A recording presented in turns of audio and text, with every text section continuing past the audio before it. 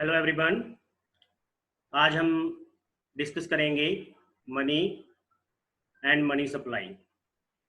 ये हमारा second unit है। फर्स्ट यूनिट हमने नेशनल इनकम अकाउंटिंग कंप्लीट कर लिया। अब सेकंड यूनिट स्टार्ट कर रहे हैं आज, मनी एंड मनी सप्लाई। चलिए, बहुत सारे कमोडिटीज या कोई सर्विसेज परचेज करने के लिए हमें मनी की ज़रूरत पड़ती है। इस स्लाइड में यही दिखाया गया है कि जब हम अलग अलग गुड्स को परचेज करते हैं तो उसके बदले में हम क्या पे करते हैं? मनी पे करते हैं। लेकिन जब मनी इन्वेंट नहीं हुआ था तो उस समय गुड्स को कैसे परचेज किया जाता था?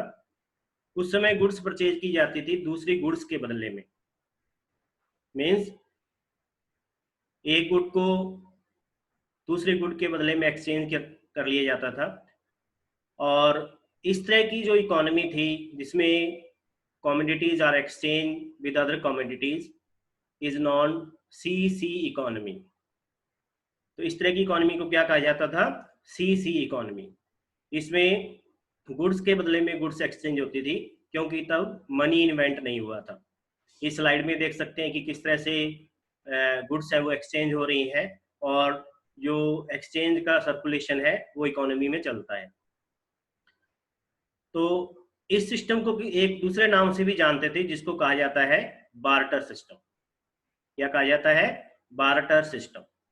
तो barter system or CC economy is the type of the economy in which goods are exchanged with other goods. So before the invention of money, there was barter system in each and every economy. Means the people are exchanging goods with other goods. Now, but there are some drawbacks of barter system. First of all, the meaning of the barter system: direct exchange of goods for goods is called barter system. तो direct exchange जो goods का हो रहा है goods के बदले में, उसको हम क्या कहते हैं? Barter system. Now an economy based on barter exchange is called commodity economy. Commodity economy के नाम से भी हम इसे जानते हैं, या शॉर्ट में जैसे मैंने बताया सीसी इकोनॉमी।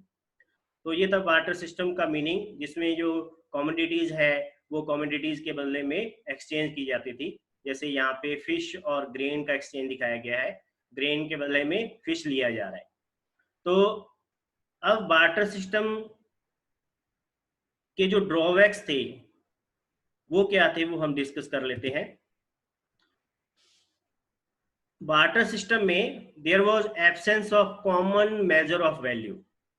ठीक है, अगर मान लीजिए तो दो चीज़ों को हमें उसकी वैल्यू को कंपेयर करना है, तो आज हम उसे कैसे कंपेयर करते हैं कि जैसे मान लो आपके पास दो पेन है, दो बॉल पेन है, उसकी वैल्यू को कैसे कंपेयर करेंगे? हम बताएंगे कि पेन ए 50 रुपीज़ का है, पेन बी 20 रुपीज़ का है। तो दोनों की वैल्यू को हम कैसे मेजर कर रहे हैं? उनके मनी वैल्यू के रूप में। लेकिन बार्टर सिस्टम में कॉमन मेजरमेंट वैल्यू नहीं थी। ठीक है, क्यों? अब फिश की वैल्यू, जैसे पिछले एग्जांपल में बताया हमने, फिश की वैल्यू क्या होगी? 2 किलोग्राम वेट। अगर मान लो वो राइस के बदले एक्सचेंज की गई है तो कुछ क्वांटिटी राइस की हो जाएगी। तो इस तरह से कॉमन मेजरमेंट वैल्यू नहीं थी। पहली बात तो ये बार्टर सिस्टम का ड्रॉबैक था।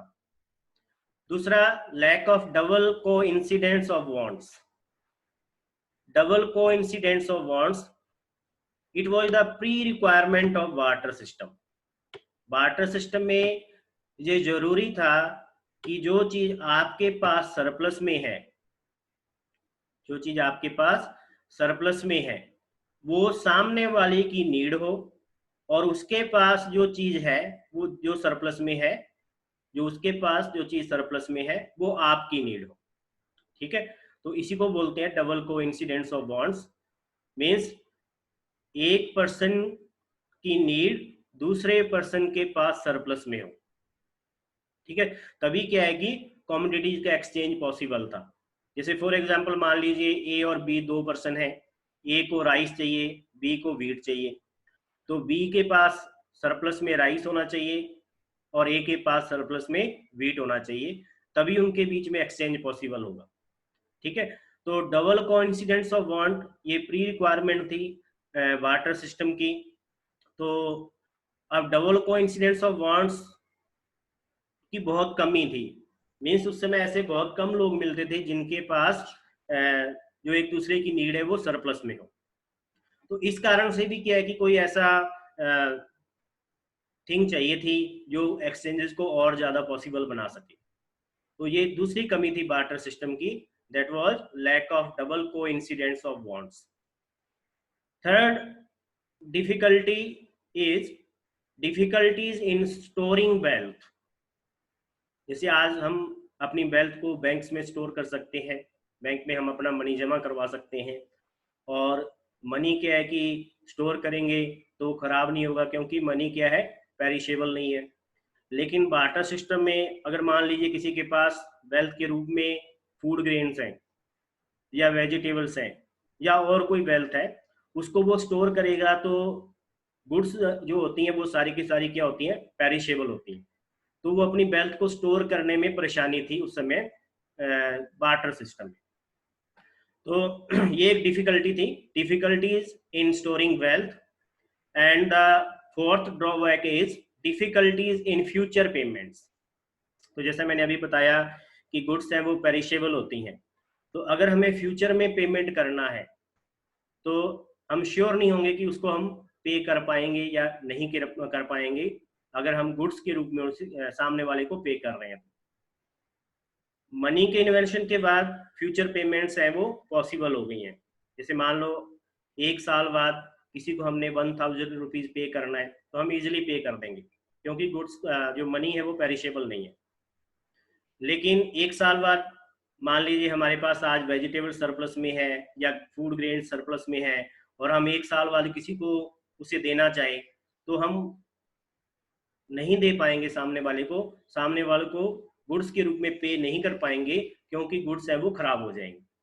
तो these are the main drawbacks of barter system. तो ड्रॉबैक्स ऑफ बार्टर सिस्टम के कारण ही मनी का इन्वेंशन हुआ। इन डिफिकल्टीज को दूर करने के लिए ही क्या हुआ, मनी का इन्वेंशन हुआ। तो ये था इसका थोड़ा इंट्रोडक्शन की मनी किस तरह से इन्वेंट हुआ, क्यों इन्वेंट हुआ, क्या रिक्वायरमेंट थी उसकी, मनी किस लिए इन्वेंट हुआ। तो अब हम चलते हैं आगे, मनी के बारे में पढ़ेंगे। तो सभी हम लोग जानते हैं कि मनी के बहुत सारे फॉर्म्स हमने देखे हैं, जैसे करेंसी नोट्स हैं, कॉइन्स हैं, प्लास्टिक मनी के रूप में एटीएम है, डिजिटल मनी के रूप में पेटीएम है, फोन पे है। तो बहुत सारे फॉर्म्स हैं मनी के। तो हम यहाँ पे डिस्कस करेंगे कि हम मनी को डिफाइन कैसे करें, किस कमोडिटी को हम मनी बोलें। ठीक है, तो सबसे पहले हम देखते हैं कि मनी का डेफिनेशन क्या है, मनी का मीनिंग क्या है, किस कमोडिटी को हम मनी कहेंगे। तो definition of money is anything which is generally accepted as a medium of exchange. Money is anything, it may be a paper, it may be a piece of metal.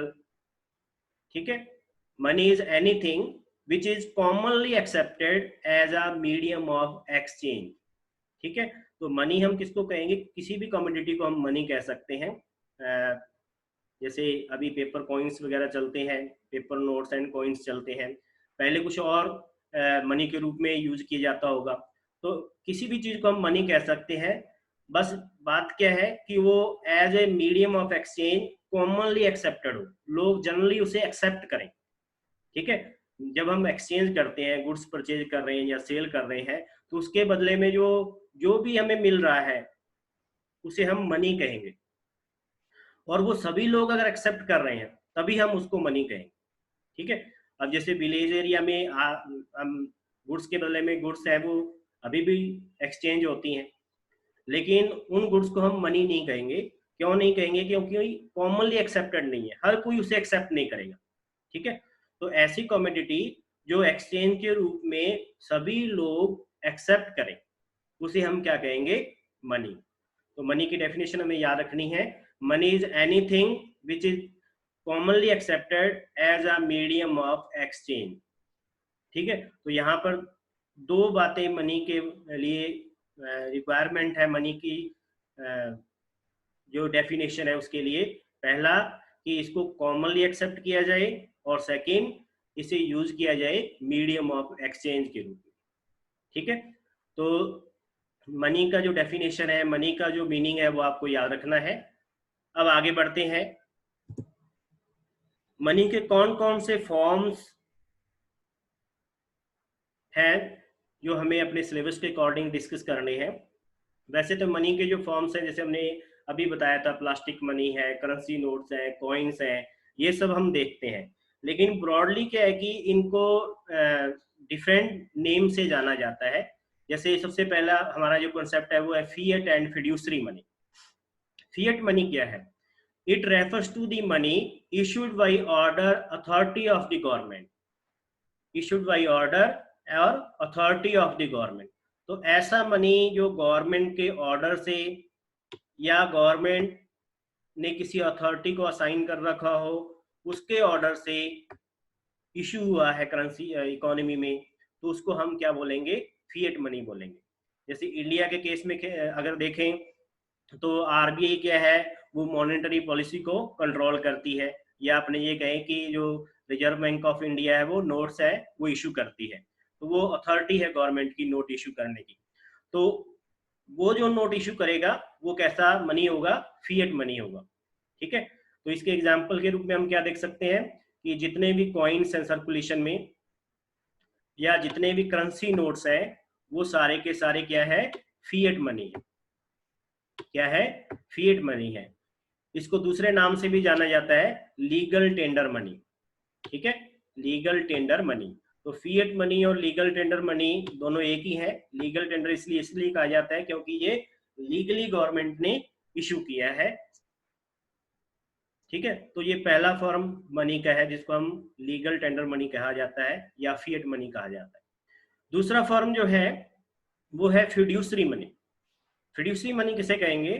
Fiduciary money, it refers to the money which is accepted as medium of exchange because of the trust between payer and pay।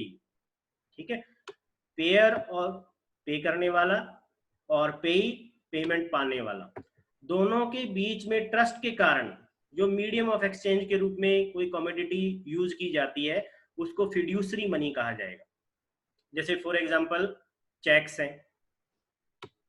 ठीक है, अब checks यहाँ पे commonly accepted नहीं है, हर कोई check accept नहीं करेगा। ठीक है, तो इसलिए हम चेक को फिएट मनी या लीगल टेंडर मनी के रूप में नहीं शो कर सकते।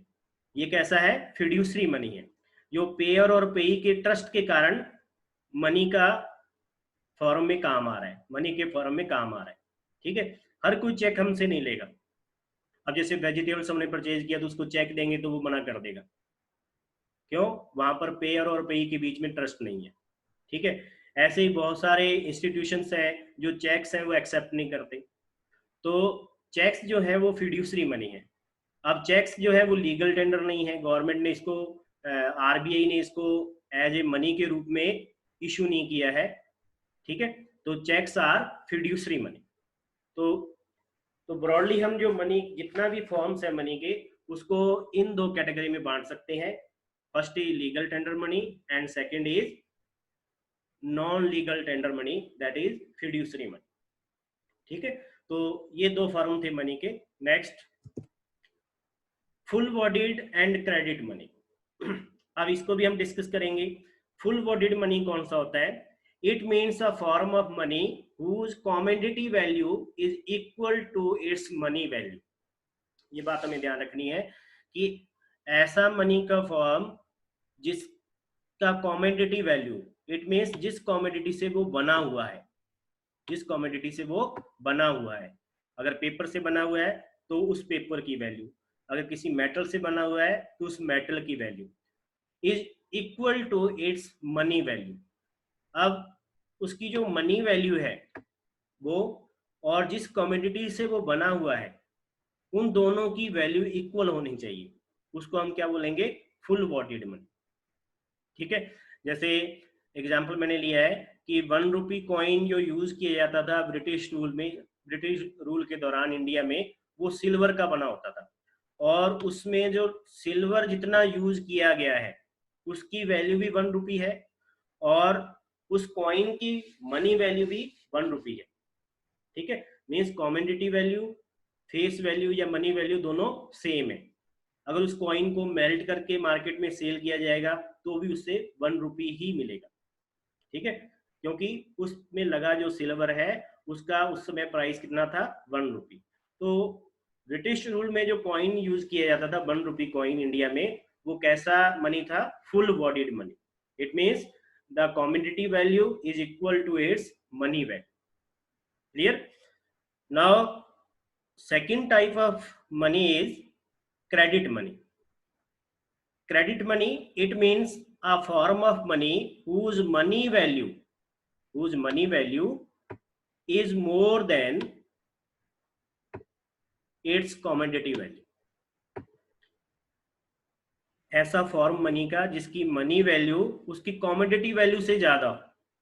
For example coins and currencies in circulation, coins and currency notes in circulation in India at present. ठीक है, अभी जितने भी कॉइन्स है या जितने भी करेंसी नोट्स है जो कि इंडिया में सर्कुलेशन में है, वो सारे के सारे क्या है, क्रेडिट मनी है। कैसे है, सारे के सारे क्रेडिट मनी है। ठीक है, क्यों? क्योंकि जैसे पेपर नोट्स की अगर अपने बात करें तो जिस पेपर से वो बने हुए हैं उसकी वैल्यू बहुत कम है, लेकिन जो 100 रुपी का नोट है उसकी मनी वैल्यू 100 रुपी है। तो अगर उसको एज ए पेपर हम सेल करना चाहेंगे तो हमें 100 रुपीज कभी नहीं मिलेंगे, लेकिन एज ए करेंसी हम उसे यूज कर रहे हैं तो वो उसकी मनी वैल्यू कितनी रह जाएगी, 100 रुपी। तो इस तरह का मनी जिसकी मनी वैल्यू उसकी कॉमोडिटी वैल्यू से ज्यादा हो उसको हम क्या बोलते हैं, क्रेडिट मनी कहते हैं। क्या कहते हैं, क्रेडिट मनी कहते हैं। अगर आप नोट्स को ध्यान से देखोगे तो उस पर लिखा भी रहता है। ठीक है, I promise to pay the bearer the sum of so and so rupees. ठीक है, तो वो एक तरह से प्रॉमिस है। ठीक है, तो जब इस तरह का प्रॉमिस लिखा हुआ है इसका मतलब वो मनी कैसा है, क्रेडिट मनी। ठीक है, तो ये दूसरा टाइप है हमने जिसमें वैल्यू के अकॉर्डिंग जो कॉमोडिटी से यूज की जाती है मनी को प्रिंट करने के लिए या कॉइन्स वगैरह को मिंट करने के लिए, उसकी वैल्यू के अकॉर्डिंग मनी को दो पार्ट में बांटा जाता है, full bodied money and credit money. Now next is, तो मनी के बारे में हमारे सिलेबस में इतना ही है, meaning of the money and fiat and fiduciary money, full bodied and credit money. Now next concept is money supply. So the meaning of the money supply is it is a stock concept. It refers to total stock of money held by the people of a country at a point of time, other than stock held by the government and by the banking system. तो यहाँ पे इस बात का ध्यान रखना है कि जो मनी सप्लाई है, सबसे पहले तो ये क्या है, स्टॉक कंसेप्ट है। अब सप्लाई वर्ड लगा हुआ है तो हमें लगता है कि ये फ्लो कंसेप्ट होगा, लेकिन ये फ्लो कंसेप्ट नहीं है। मनी सप्लाई क्या है, स्टॉक कंसेप्ट है। क्यों है, क्योंकि इसे पर्टिकुलर पॉइंट ऑफ टाइम पे मेजर किया जाता है, पॉइंट ऑफ टाइम पे। ठीक है, जैसे अगर पूछा जाए कि भाई इंडिया में 1 जनवरी 2020 को मनी सप्लाई कितना था, तो 1 जनवरी 2020 क्या है, यहाँ पे पॉइंट ऑफ टाइम है। So money supply is a stock concept. Now it किसको कहेंगे हम money supply? It is a stock of money held by the people of a country. लोगों के पास कितना मनी है एक पर्टिकुलर टाइम पर, एक पर्टिकुलर पॉइंट ऑफ टाइम पर लोगों के पास कितना मनी है, उसको कहा जाता है मनी सप्लाई। इसमें बैंकों के पास, बैंकिंग सिस्टम के पास या गवर्नमेंट के पास, गवर्नमेंट की जो अथॉरिटीज है जैसे आरबीआई, उसके पास जो मनी है उसको शामिल नहीं किया जाता। ओनली किसको शामिल किया जाता है, जो लोगों के पास मनी है। ठीक है, तो ये तो था मीनिंग मनी सप्लाई का। Now measurement of money supply, component of money supply. Money supply को कैसे मेजर करते हैं? तो there are 4 measurements of money supply, M1, M2, M3 and M4. According to our syllabus, we will discuss only the first measurement, that is M1 measurement. हमारे syllabus में only M1 measurement है, तो हम इसी को डिस्कस करेंगे. तो हालांकि इसको थोड़ा थोड़ा हम देख लेंगे ताकि थोड़ा रेफरेंस हमें मिल जाए कि इनका मीनिंग क्या है. M1 measurement means, M1 money supply means it is the sum of C plus DD plus OD. C for currency held by the public, DD demand deposits of the banks, and OD other deposits of the RBI. ठीक है, तो इसको हम next slide में detail में discuss करते हैं. दूसरा जो मेजरमेंट है वो है M2 मेजरमेंट. अगर जो M1 मेजरमेंट है उसमें पोस्ट ऑफिस की सेविंग बैंक अकाउंट्स के मनी को भी ऐड कर दिया जाए तो वो मेजरमेंट हो जाएगा M2 मेजरमेंट.